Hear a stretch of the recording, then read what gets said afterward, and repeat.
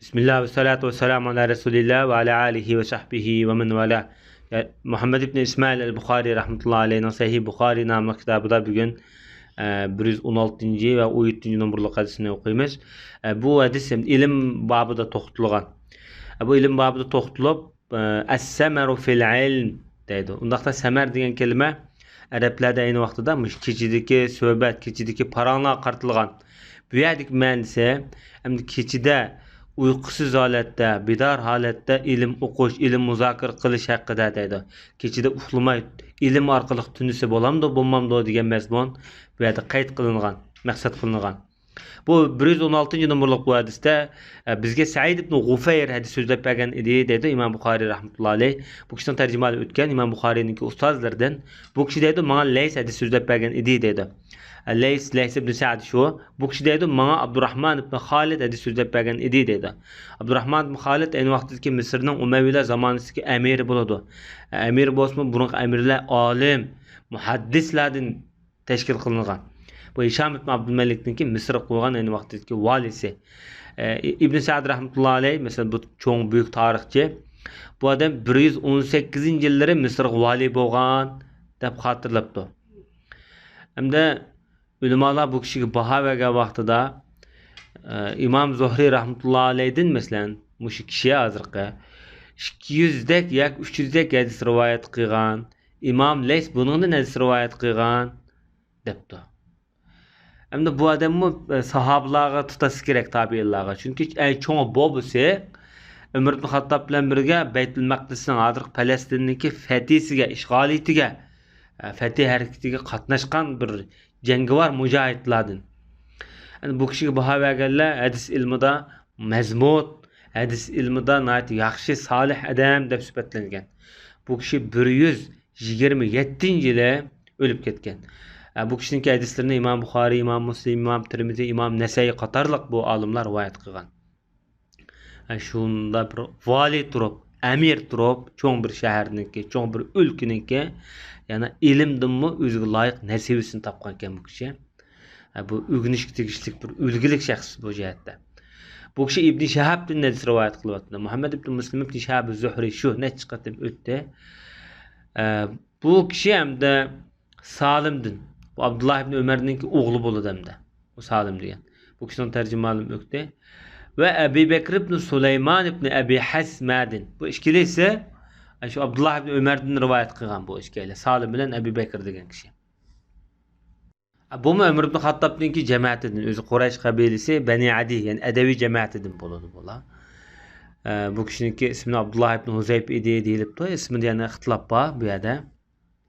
Bu kişi aynı vaxtdaki Quraysh qabilesinden çıkan büyük ulama.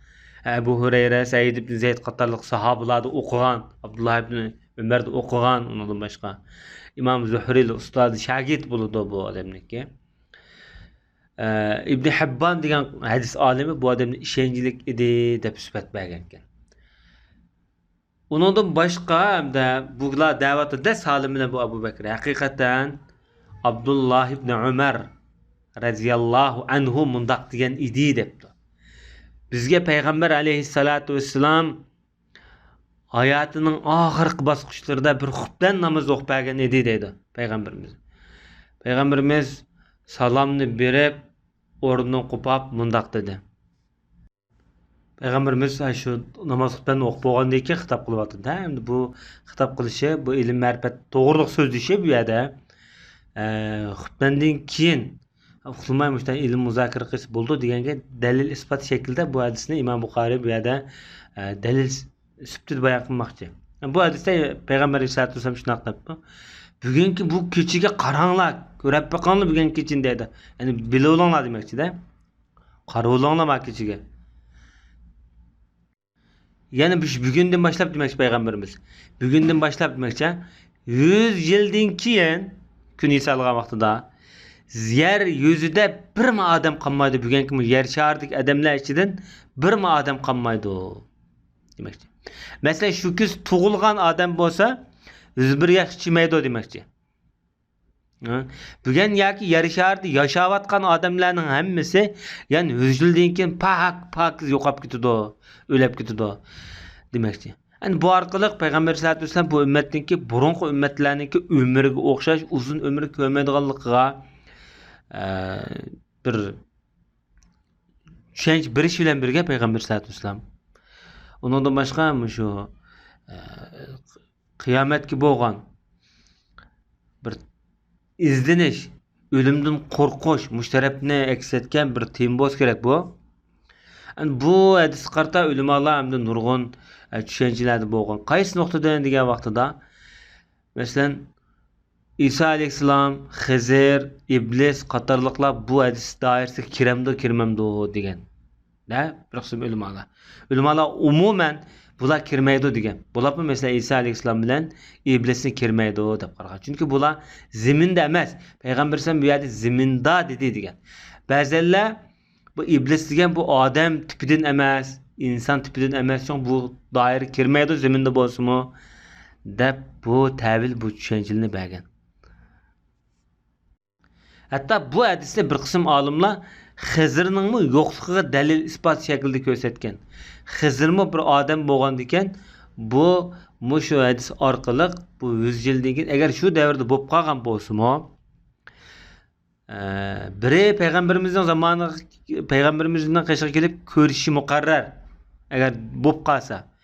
Ikkinchidan ko'rishmagan taqdirdami payg'ambar sallallohu alayhi vasallamning tövendeki mushu so'zi orqali 100 yildan keyin bu cho'qim o'lish kerak, vafot tepish kerak.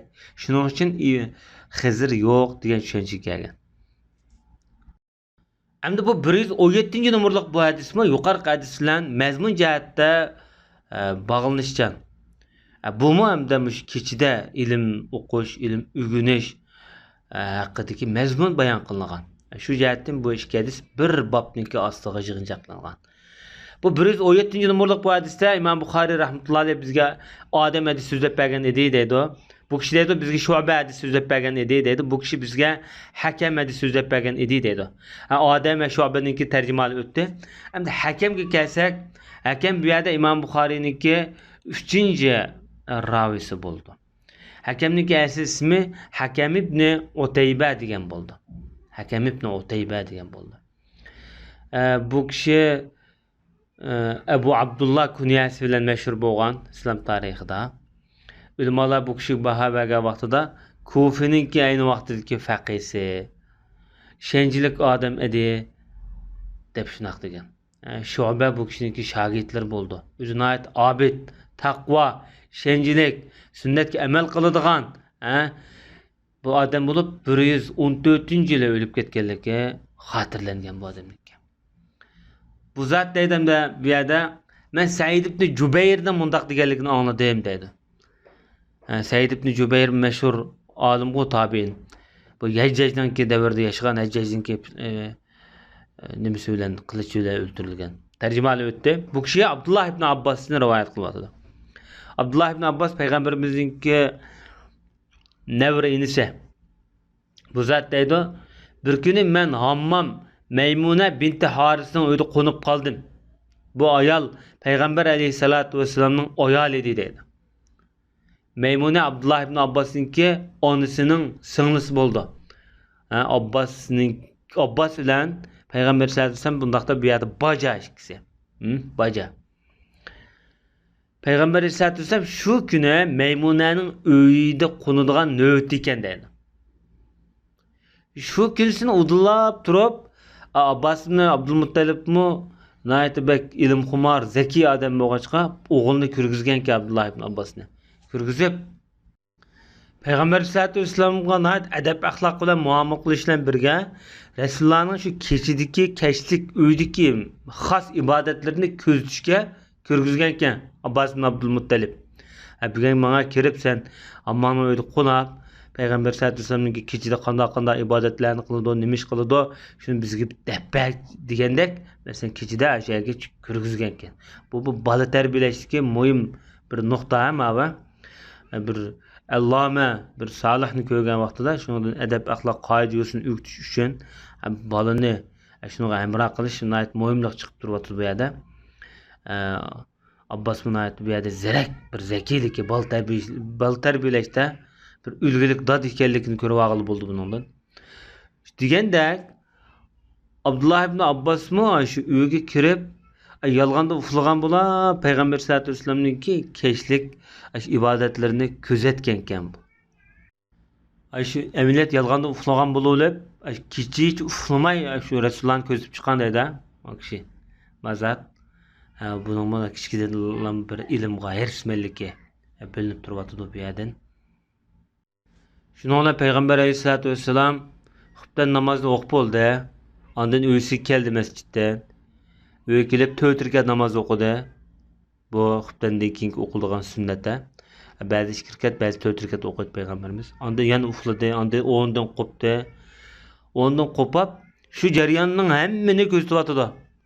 Ondan payg'ambarimiz yigit uxladimi deb Maymunadan savol so'radi. Shunga o'xshashroq bir gapni qildi. Abal uxladimi deb. Buni Abdullah ibn Abbas yani anglab turibdi. Yolg'ondan yotgan bo'lib. Onda Rasululloh yana qopdi. Qopqa vaqtda men ikkinchi qatim qopishida men qopdim endi. Qopab Rasulullohniki sol tarafga turdim deydi namozda. Yani ba'zi rivoyatlarda Abdullah ibn Abbas bir o'g'illikchi bir ish qilgandek ishni tez yoqtirmay qopab ketgan deyilibdi. Sol tarafga tursam payg'ambar sallallohu alayhi vasallam meni tutib o'ng tarafiga o'tkazib qo'ydi. Masalan imom namozi yolg'iz bo'lsa, endi o'qimoqchi bo'lgandim o'ng tarafga turish kerak. Sol tarafga tursa, durust emas, makruh qariladi. Rasululloh shu yerda 5 rakat namoz o'qidi. Ondan 2 rakat namoz o'qidi. Hozir 7 rakat namoz o'qib bo'ldimi ava? Ondan uxladi. Ondan payg'ambar alayhisolatu vasallamningki bir xo'raklarini, pushildigan ovozlarini angladim. Ondan yana namozga chiqdi, yani bomdod namozga chiqdi dedi. Payg'ambar alayhisolatu vasallamningki men bir kunlik kunda qildigan ibodatlarini beri.